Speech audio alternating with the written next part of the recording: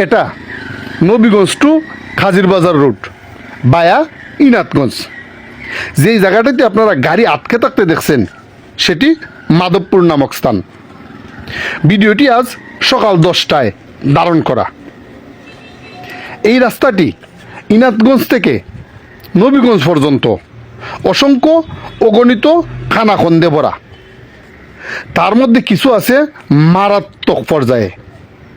সেখানে প্রায় প্রতিদিনই কোনো না কোনো বড় গাড়ি আটকে থাকে। আজও সেম অবস্থা।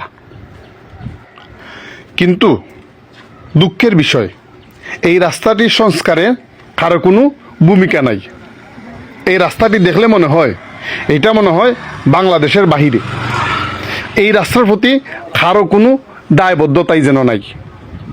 আজকে এই রোড দিয়ে যারা বড় গাড়ি নিয়ে যাবেন তারা একটু খোঁজ খবর নেন রাস্তা ক্লিয়ার হয়েছে কিনা, আর না হলে ওইখানে গাড়ি নিয়ে পড়ে থাকবেন। ধন্যবাদ।